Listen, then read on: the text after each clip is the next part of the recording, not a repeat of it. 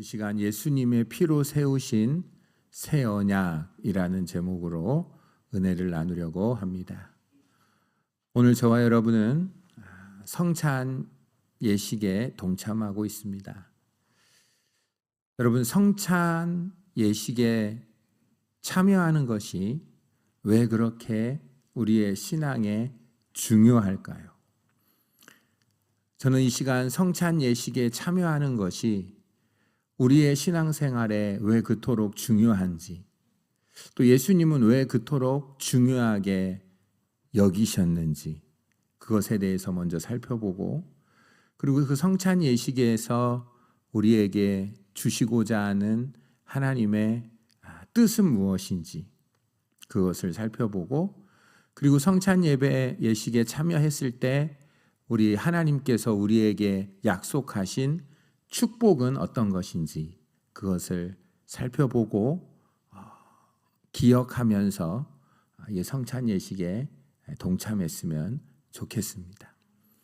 먼저 성찬 예식이 왜 이토록 우리에게 중요한 것인지, 예수님께서 2000년 전에 직접 이 성찬 예식을 사도들과 함께 거행하시고, 그리고 앞으로 내가 죽고 부활하고 승천하고 재림해서 다시 올 때까지 이 일을 너희들이 계속 끊어지지 않고 지속해야 된다라고 사도들에게 당부를 했어요.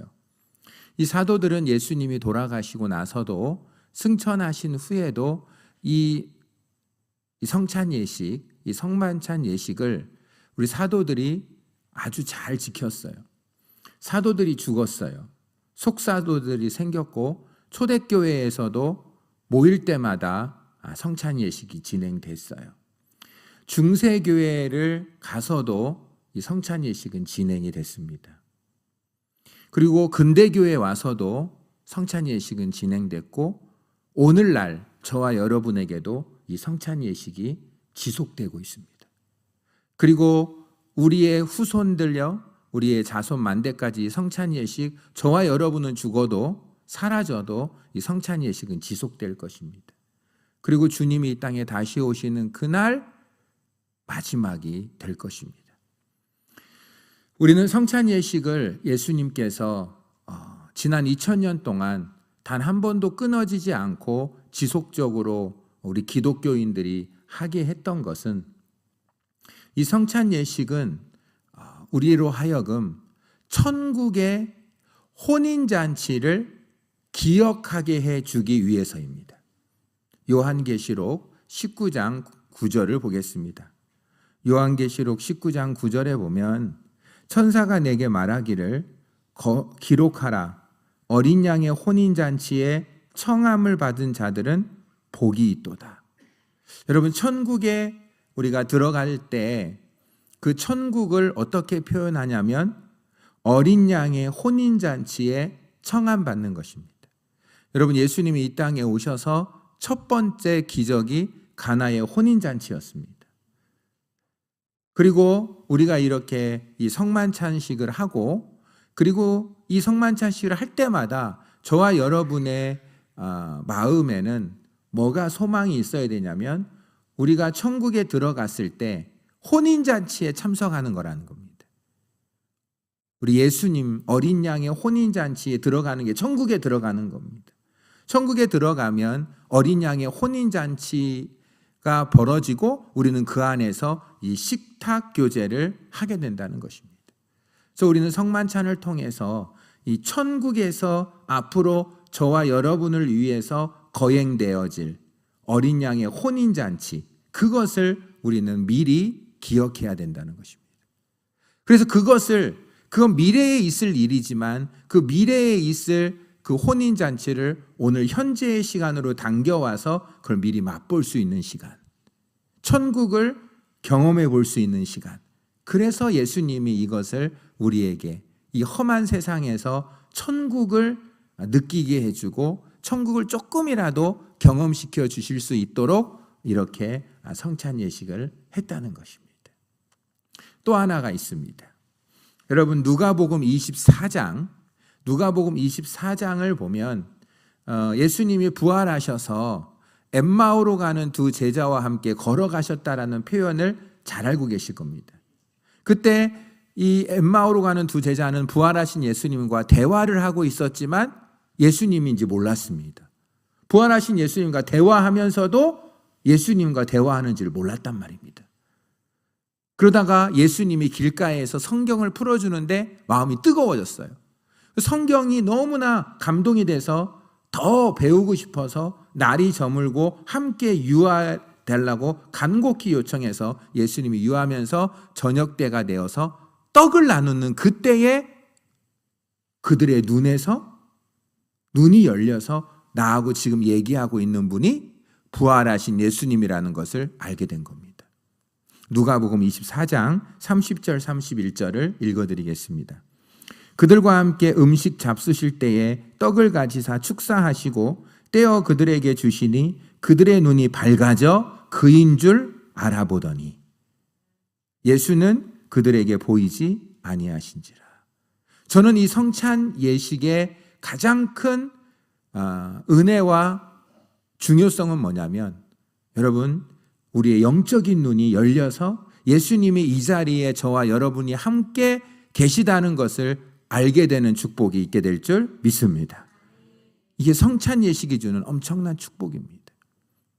천국을 미래의 축복을 당겨서 경험하는 것뿐만 아니라 지금 이 시간 우리는 예수 그리스도를 볼 수 있는 나와 함께 하시는 임마누엘하고 대화하고 교제하고 계신 그분을 느낄 수 있게 해주는 것이 이 떡을 통하여 눈이 열리게 된다는 것입니다. 또 하나 중요성을 느낄 수 있다면 우리는 이사야서 53장 4절, 5절, 6절을 굉장히 자주 들었습니다. 저도 수없이 많이 듣고 전했습니다. 즉 이사야서 53장 4절에서 6절에 보면 그는 실로 우리의 질고를 지고 우리의 슬픔을 당하였거늘 우리는 생각하기를 그는 징벌을 받아 하나님께 맞으며 고난을 당한다 하였노라. 그가 찔림은 우리의 허물 때문이요 그가 상함은 우리의 죄악 때문이라. 그가 징계를 받음으로 우리가 평화를 누리고 그가 채찍에 맞음으로 우리는 나음을 받았도다. 우리는 다 양 같아서 그릇 행하여 각기 제 길로 갔거늘 여호와께서는 우리 모두의 죄악을 그에게 그리스도에게 예수님에게 담당시키셨도다. 여러분 이 말씀을 수없이 많이 들었지만 이 말씀 속에 나와 있는 그가 찔림은 나의 허물 때문이며 그가 상함은 나의 죄악 때문이라는 것, 그가 징계를 받음으로 내가 평화를 누리고 그가 채찍에 맞음으로 내 병이 나음을 얻었다라는 것이 믿겨지기가 쉽지 않습니다. 그런데 성찬 예식을 통하여 이 구약에 예언된 이 메시아가 나를 위해 죽으신 예수님이라는 것이 믿어지게 될 줄 믿습니다. 성찬 예배가 주는 것은 미래에 있을 일을 먼저 경험시켜주고 오늘 나와 함께 계시는 주님의 느끼게 해주시고 과거에 있었던 십자가의 사건을 내 사건으로 만들어주는 놀라운 의미가 담긴 것이 성찬 예식이라는 것입니다. 그래서 우리는 성찬 예식이 그토록 중요했던 겁니다. 이제는 이 성찬 예식이 담고 있는 하나님의 뜻과 의미를 보시면 오늘 누가복음 22장 14절에서 20절까지를 보면 예수님께서 사도들과 함께 앉으사 유월절에 큰 다락방에서 예수님께서 말씀하시는 게 있습니다. 제가 읽어드리겠습니다. 누가복음 22장 15절에 보면 이르시되 내가 고난받기 전에 너희와 함께 이 유월절 먹기를 원하였노라. 지금 예수님은 내일 십자가에 못 박혀 돌아가십니다. 내일 십자가에 못 박혀 죽으시기 전날 밤 고난받기 전에 우리 사도들과 함께 유월절의 만찬을 먹기를 간절히 원했다는 것입니다. 내가 너희에게 이르노니 이 유월절이 하나님의 나라에서 이루기까지 다시는 먹지 아니하리라. 이번이 끝이에요. 일단 예수님하고는. 그리고 나서 다음에 이제 천국에 우리가 들어갔을 때 그때 예수님하고 다시 이 만찬을 하게 된다라는 것입니다. 이에 첫 번째, 오늘 잔을 2번 받아요. 오늘 본문에서는 17절에 보면 이에 잔을 받으사 첫 번째 했던 게 뭡니까? 감사기도 하신 겁니다. 여러분, 예수님은 지금 십자가에 죽기 직전입니다. 그런데 감사기도 하셨어요. 그리고 이르시되 이것을 갖다가 너희끼리 나누어 먹어라. 잔을 주셨어요. 그리고 18절에 보면 내가 너희에게 이르노니 내가 이제부터 하나님의 나라가 임할 때까지, 하나님의 나라가 예수님의 재림으로 이루어질 때까지 포도나무에서 난 것을 다시 마시지 아니하리라. 또 떡을 가지사 감사기도 하시고 떼어 그들에게 주시며 이것은 너희를 위하여 주는 내 몸이라. 이 성만찬 예식을 통해서 2가지를 꼭 기억해야 하는데, 우리가 앞으로 먹게 될 떡은 예수님의 몸이라는 것이죠. 그리고 우리가 마시게 될 잔은 예수님의 피라는 것입니다. 예수님의 몸과 피가 의미하는 게 뭘까요? 예수님의 몸은 이제 깨어질 것입니다. 찢겨질 것입니다. 여러분, 원래는 큰 빵 하나를 찢어서 나누어 줬다고 하죠. 예수님의 몸을 찢어서 우리에게 주셔서 그 예수님의 살이, 예수님의 몸을 의미하는 그 떡을 우리가 먹는다는 것은 예수님과 우리가 하나가 된다는 것입니다. 이게 아주 중요한 거예요. 우리가 떡을 먹을 때 우리는 생각하셔야 돼요. 지금 나는 예수님과 하나가 된다. 몸이 화학적으로 하나가 된다는 거예요. 떡이 우리 몸속에 들어가면 분해가 되고 그것이 우리에게 완전히 녹아져서 일체가 되듯이 예수님의 살이 내 안에 들어와서 예수님과 내가 하나가 된다라는 것입니다. 그게 떡을 먹을 때 우리가 꼭 기억해야 될 것입니다. 여러분, 육체는 떡이 들어가면 몸에 활기가 돌아요. 몸은 떡이 들어와 생명이 유지되는 것입니다. 우리의 영혼은 예수님의 살로 인하여 생명이 있게 되고 활기가 있게 되고 힘이 생기게 된다는 것입니다.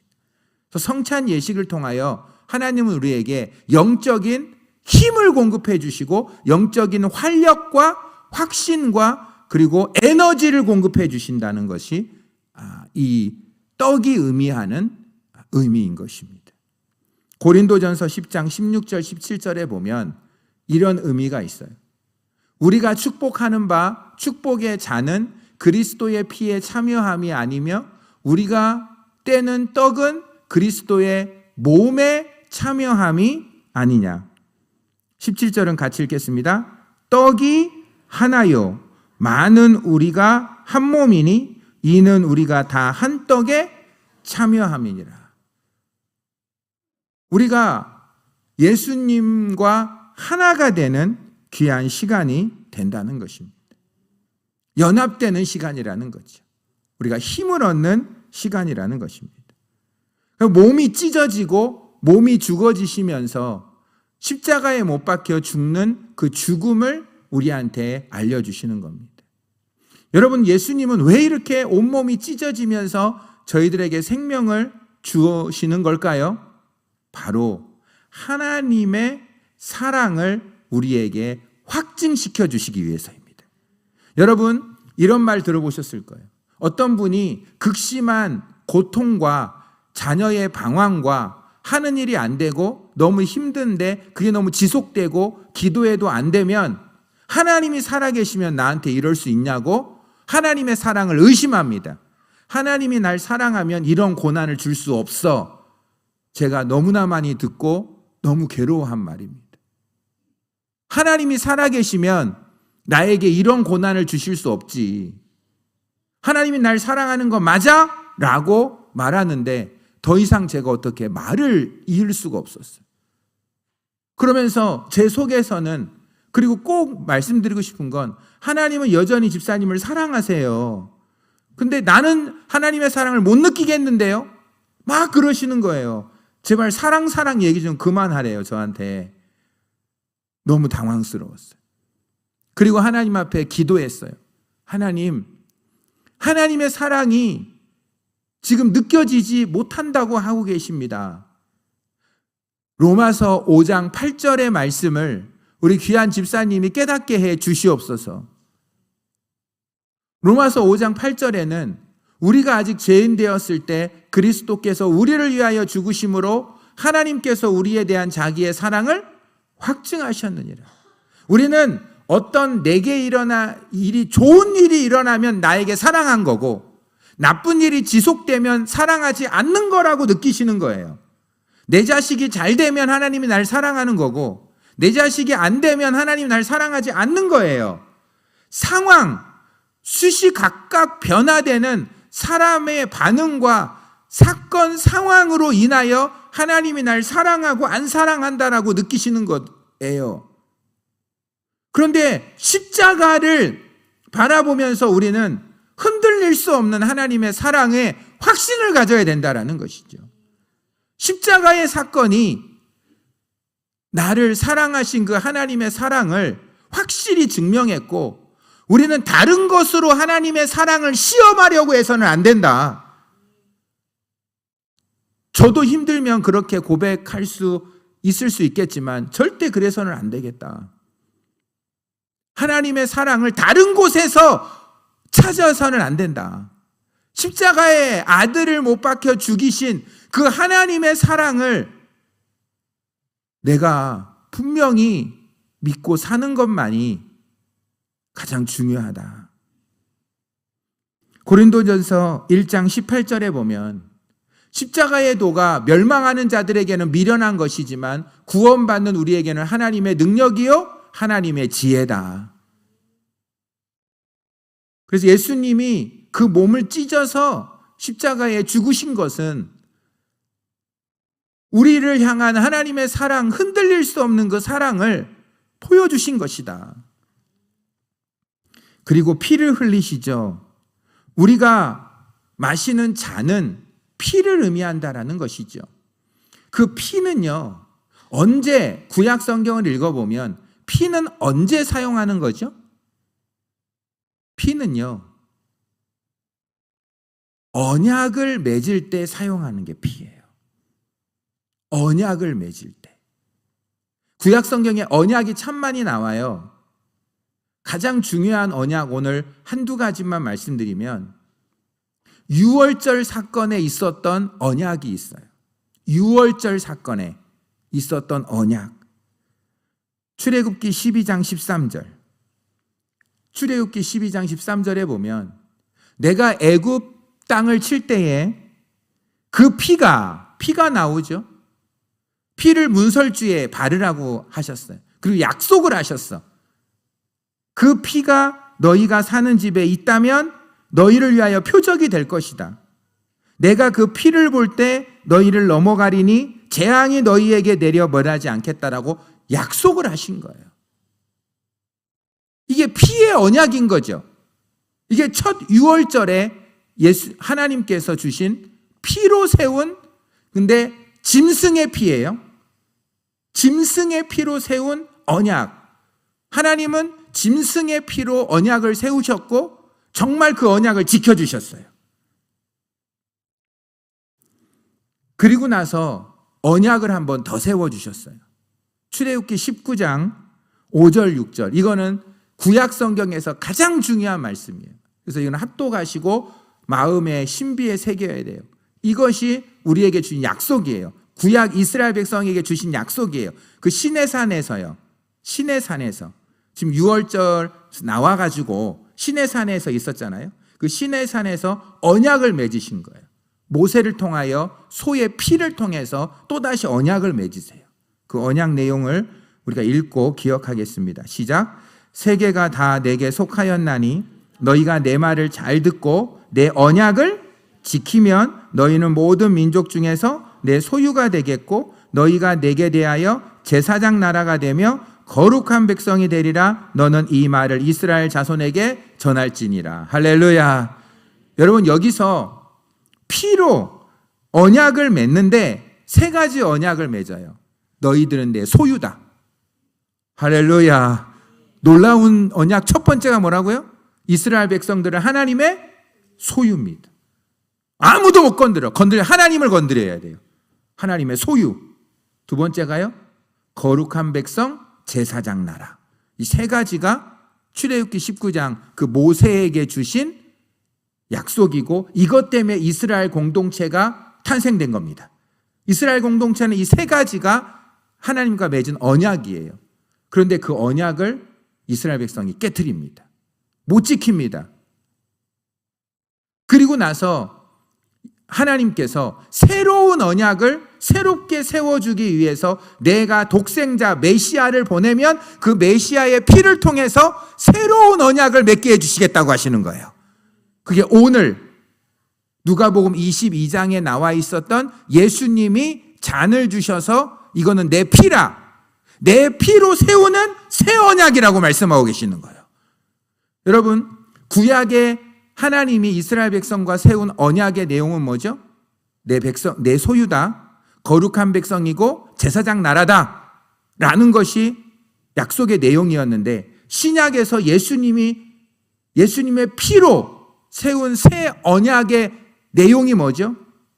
내가 너희를 사랑한 것 같이 너희도 서로 사랑하라. 사랑의 언약을 주신 거예요. 그래서 우리는 사랑의 언약을 지켜야 되는 것입니다. 예수님의 피로 내가 너희를 사랑한 것 같이 너희도 서로 사랑하라고 말씀하고 있는 것입니다. 여러분, 떡이 딱 떼어질 때, 그리고 떡이 내 안에 들어올 때 나는 예수님과 하나가 되죠. 그러면요, 내 이웃은 어떻게 됩니까? 내가 예수님과 하나가 되는 것과 똑같이 내 옆에 있는 형제도 예수님과 하나가 되죠. 그러면 옆에 있는 형제와 나는요, 나도 하나가 되는 것입니다. 이게 영적인 가족이 되는 것입니다. 그래서 우리는 성찬식을 통해서 옆에 있는 형제가 내 가족이라는 것을 철저하게 깨닫고 있는 것입니다. 만약에 내 형제가 죄를 지었는데 용서하지 못하고 이 떡을 마시면 위험합니다. 왜? 우리는 하나라는 것입니다. 하나님과도 하나지만 내 이웃과도 하나라는 거예요. 우리 전체가 다 한 몸이라는 거예요. 그러면 우리 옆에 있는 형제 자매도 예수님이 피를 흘려서 죽으신, 예수님의 피값으로 사신 하나님의 형상이라는 거예요. 근데 그를 내가 미워하고 시기하고 그와 찢어져 있다면 우리는 한 가족이 아니죠. 이 성찬의 한 몸이라는 의미는 나만 하나님과 한 몸이 아니에요. 내 옆에 있는 형제도 나와 하나라는 걸 의미하기 때문에 우리는 형제를 진정으로 사랑하고, 그래서 영적인 가족 공동체로 온전해지는 것, 그게 바로 성찬의 중요한 의미라는 것입니다.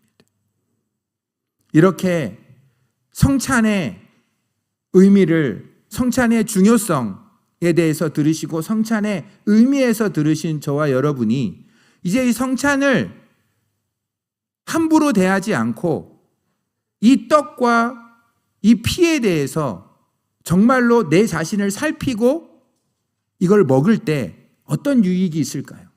여러분, 참고로요, 천주교는 이 성찬식을 미사라고 해서 매주 하잖아요. 매주. 그들이 믿고 있는 건 성채설이에요. 아니, 화채설이에요. 화채설은 뭐냐면 그 신부가 주는 떡은요, 실제로 예수님의 몸이라는 거예요. 놀랍죠? 놀랍잖아요. 그 떡이 실제로 예수님의 몸이라는 거예요. 난 실제 예수님의 몸을 먹고 있다는 거예요. 그거는 기독교는 개신교는 믿지 않아요. 그건 너무 오버한 거예요. 그런데 루터교가 있어요. 루터교는 화채설보다는 조금 약하고 공존설을 믿어요. 공존설. 떡이 예수님의 몸으로 바뀌는 건 아니다. 천주교가 말하는 것처럼. 그러나 떡 위에 예수님이 계시다. 이렇게 믿고 있어요. 루터교는. 그리고요, 쯔빙글리는요, 기념설을 믿어요. 기념설. 우리가 이것을 기념하라 그렇게 돼 있죠? 기념설이라는 것은 화채설도 믿지 않고 공존설도 믿지 않아요. 이거는 그냥 기억만 하면 돼. 기억만 하면 되는 거야. 실제로 그런 일은 일어나지 않아. 기념설을 믿어요. 근데요, 루터가 말하고 있는 게 우리가 믿는 거예요. 영적 임재설을 믿어요. 영적 임재설. 이 떡이 실제로 예수님의 몸으로 확 바뀌진 않아요. 또 그 떡 위에 예수님의 몸이 위에 있지도 않아요. 우리는 예수님께서 이 일을 행하라고 하신 그 말씀에 순종할 때 하나님의 영이신 성령님이 이 자리에 임재해 있다고 믿는 것입니다. 그리고 성령의 임재로 우리는 그 떡과 포도주를 먹으면서 우리는 그게 예수님의 살과 피라고 믿는 것입니다. 이것이 이렇게 기독교 역사상 엄청난 해석이 있었던 겁니다. 이 성찬 예식을 통해서 우리는 뭐를 확신할 수 있냐면 영생이 내게 있다는 걸 확신할 수가 있습니다.